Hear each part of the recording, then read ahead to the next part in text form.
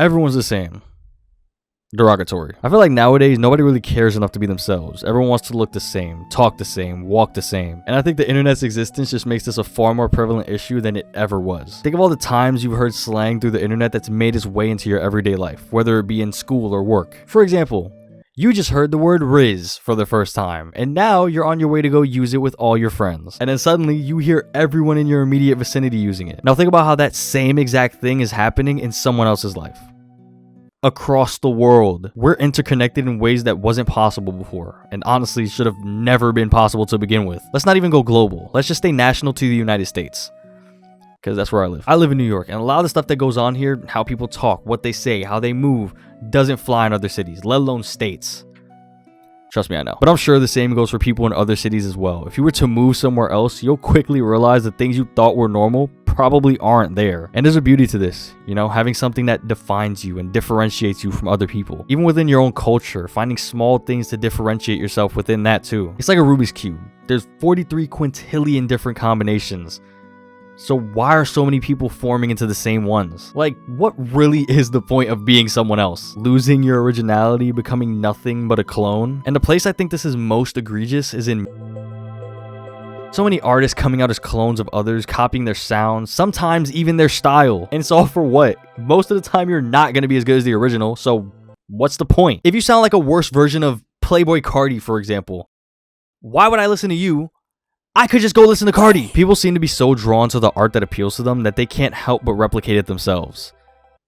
And I catch myself doing it too. I'll hear a song I'm just so obsessed with and go, man, I want to do that. Every time I worked on an album or had long bouts of creating music, I steered clear of listening to any other music at all. I don't want inspiration. I don't need it. Not to say inspiration is bad, I just don't want to be inspired when I make stuff. I want to be as me as possible. Obviously, my music is influenced by stuff I've heard before, but I never want to go into it with my influences fresh on my mind, having just heard a song that inspired me. Sometimes I do, but those are mostly just throwaways I make for fun or to fight a creative block I'm having. Other than that, my direct influences are my own life. The things that I've gone through or currently am going through. There's millions of people making music every day, millions of songs being put out every day. So why would I want to be them when I could be myself? I could be better. The whole point of making music, or any art for that matter, is to express yourself, not to express someone else. But that's just artistically. There's so many people who want to be like someone else in just everyday life. But I'm an artist. I don't know anything about real life. Real life.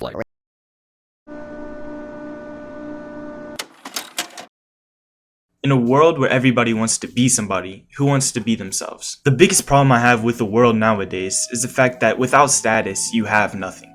Or I guess not have nothing, but you mean nothing to everybody else. For example, go up to somebody on a bus and tell them your life story.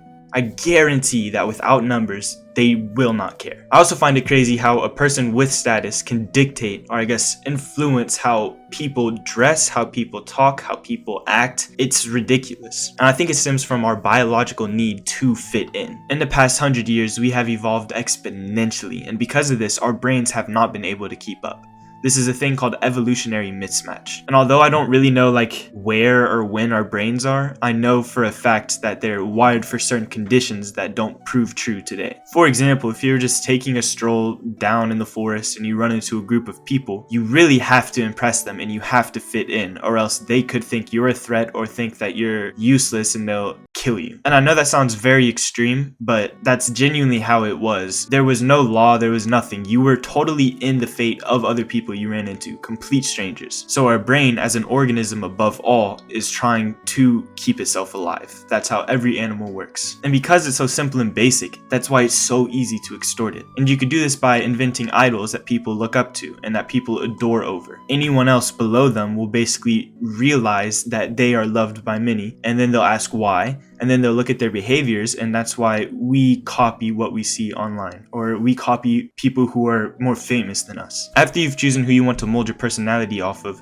your phone will actually recognize who you look up to, and they will feed you more and more and more of this person and their beliefs. And this reinforces those behaviors that you've built up off of other people. So how are you going to be yourself? It's not really that simple. I can't just tell you to be yourself or tell you to look into the mirror and just know that you're you. That's not really how it works, because think of everything that's been fed to us like a drug, like heroin. You know, once we take it, then we fiend for it, and it literally changes everything we do in the future and how we look at the world if we don't have it. Like, I would have withdrawal if I stopped it, and then everything would be and look very negative. That's essentially what happened here. It's also really hard because these things that reinforce our behaviors, like looking at celebrities and how much like people like them and how we need to be like that, comparing yourself to other people wanting to be them, that is the worst thing that you can physically do or see if you want to be yourself. But because it's everywhere on apps like Reels and things like that, then it's literally an addiction, and you have to not only beat the addiction, but then focus on yourself. And that can be very hard. It's not short term. You have to beat the addiction, and beating this addiction can make you feel sad, feel worse, because you don't have dopamine, right? So you're gonna have to be really strict and on it for a while. But it is possible. It's totally possible. Next, you're gonna have to do things like meditation or breathing exercises or something. Our brain is constantly on go thinking about stuff. And to understand who you are and to be yourself, you have to get out of your head. Because when you think about things that have happened, that's not you, it's what you've seen and what you recall. It's not really you yourself, it's other events perceived by you. One of the coolest things that I ever heard about is the fact that in lucid dreaming, you're conscious and you can actually have conversations with yourself, like your true self, and learn things about yourself that you didn't even know. That's because who we are actually is different than who we perceive ourselves to be, which is completely like